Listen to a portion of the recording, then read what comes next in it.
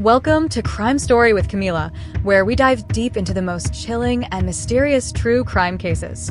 If you love real-life crime stories, make sure to like, subscribe, and share so you never miss an update. Your support helps us bring you the most in-depth investigations and untold stories. On the evening of May 30th, 2025, a quiet neighborhood in Wenatchee, Washington, settled into the calm of an ordinary Friday night. But for one mother, everything was about to change forever.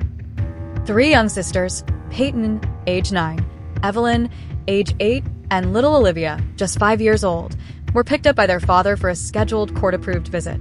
It was supposed to be only a few hours. A simple family handoff. Nothing unusual.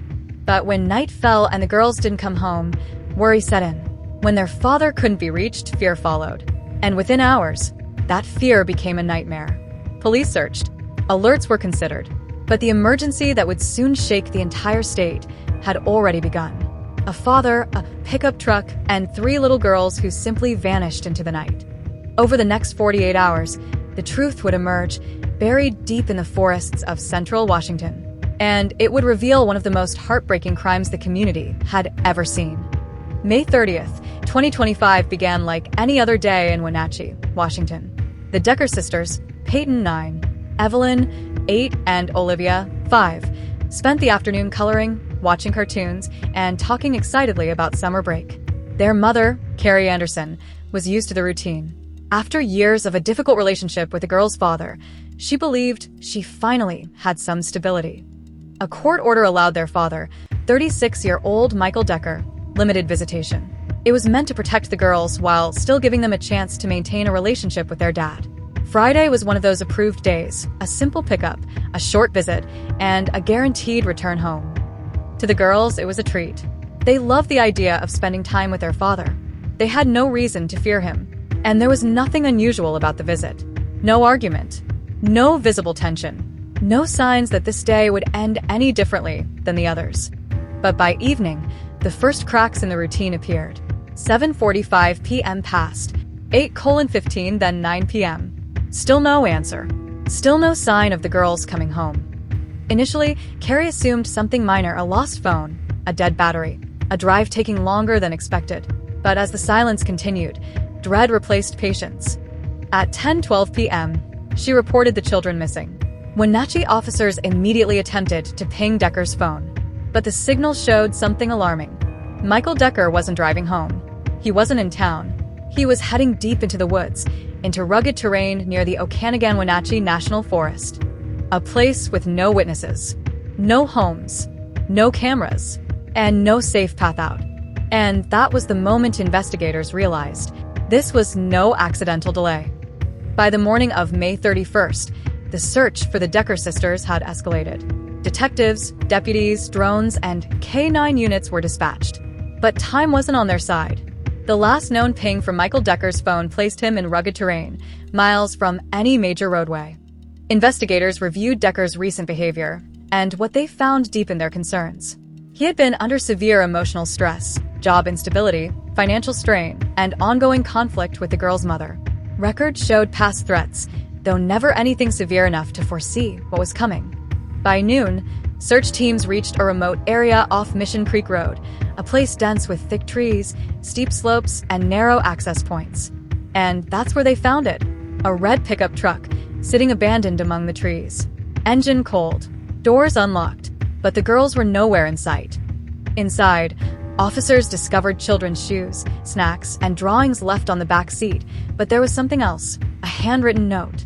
A message from Michael Decker, short, confused, almost incoherent. Investigators won't fully release the contents, but sheriff's deputies described it as deeply troubling and suggestive of a planned act. Search teams fanned out immediately, but in terrain this unforgiving, progress was painfully slow. Helicopter units spotted unusual ground disturbances near a creek bed. And at approximately 3:40 p.m., the search ended, with a discovery no one wanted to make.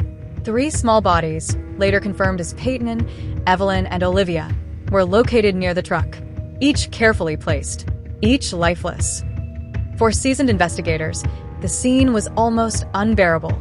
Sheriff Mike Morrison described it as one of the most horrific and heartbreaking cases he had ever witnessed in his career. The evidence quickly pointed to one conclusion. Michael Decker had murdered all 3 of his daughters sometime shortly after driving into the woods.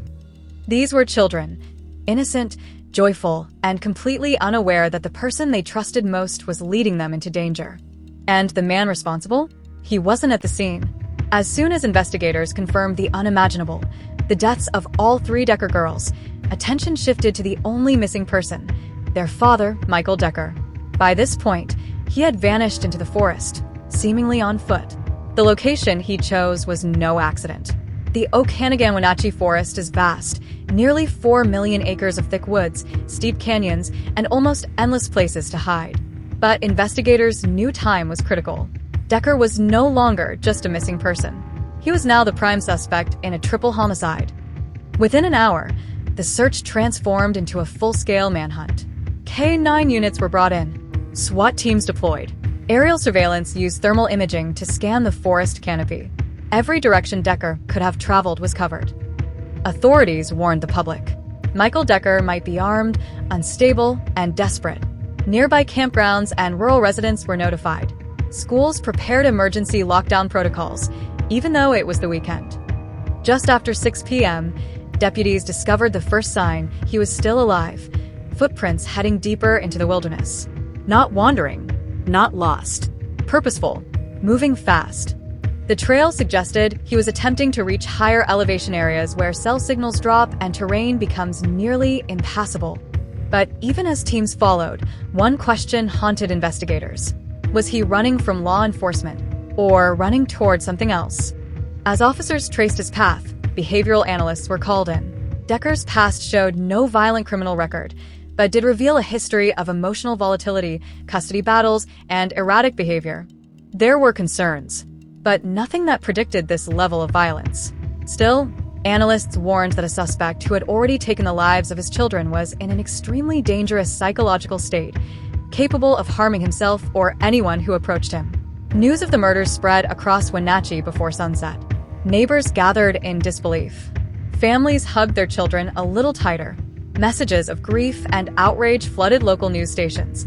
The community wasn't just mourning. They were afraid. As long as Decker remained out there somewhere in the forest, no one felt safe. But as night fell, the search changed. Darkness slowed progress, made terrain dangerous, and forced air units to scale back operations. And somewhere out there, Michael Decker was still moving. Once the tragic scene was secured, investigators turned to the painstaking work of evidence collection. Every item, every trace, every mark could tell a story, and in this case, it would confirm the unthinkable. Crime scene analysts found zip ties around the girls' wrists and plastic bags over their heads. Multiple bags were used on each child, indicating a chilling level of preparation. Blood evidence at the scene matched only the girls. No other individuals were present at the time of their deaths. DNA analysis of the bags and zip ties revealed the presence of Michael Decker's genetic material, linking him directly to the scene. For investigators, it left no doubt. He was the sole perpetrator. The forensic team also noted other details. The truck, abandoned near the scene, contained personal items that suggested Decker was planning his escape. Food, blankets, and clothing were all neatly arranged, almost as if he intended to survive in the forest for an extended period. Behavioral experts studying the scene remarked on the methodical nature of the crime. Each action suggested planning, premeditation, and a level of detachment that sent shockwaves through the law enforcement community. Expert. When a parent kills their children, we often see an element of control and containment.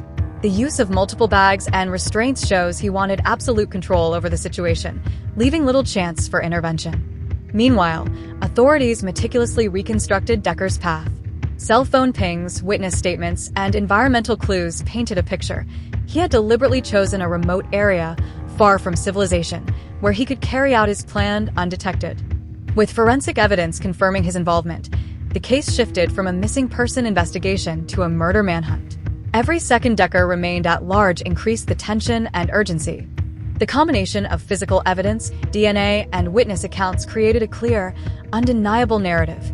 The girls had been murdered by their father, and now it was only a matter of time before he would be found, alive or dead. Forensic science had spoken. But the story was far from over. The search for Michael Decker was about to enter its most dangerous and suspenseful phase. The discovery of the Decker girls' body sent shockwaves through Wenatchee and beyond. The community, small, tight-knit, and usually peaceful, was suddenly gripped by fear, grief, and disbelief. Neighbors described the girls as joyful, curious, and full of life. Paityn, Evelyn, and Olivia were known for their laughter, their love of art, and their bright personalities.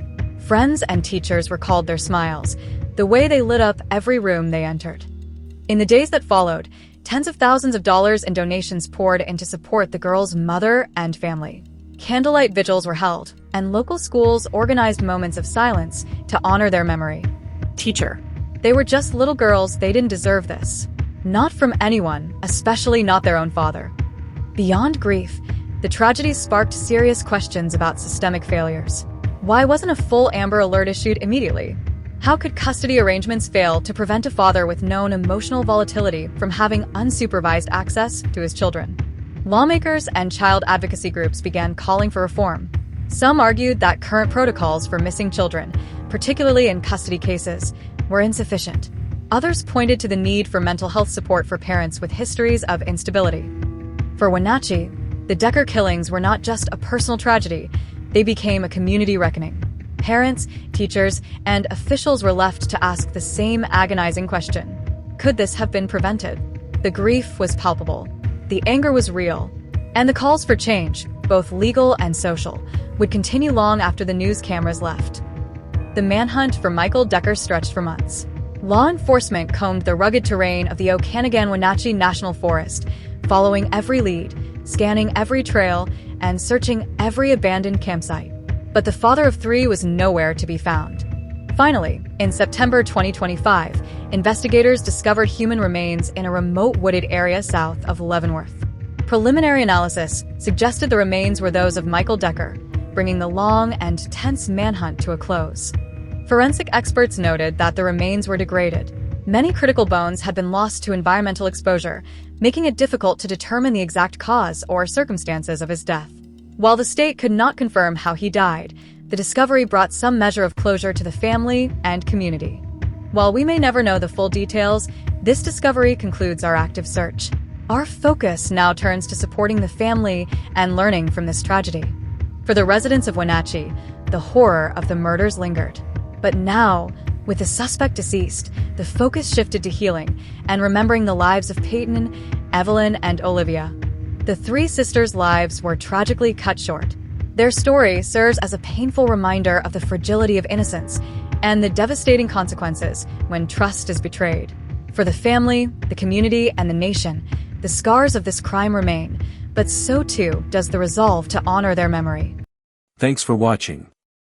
For more interesting videos, please subscribe.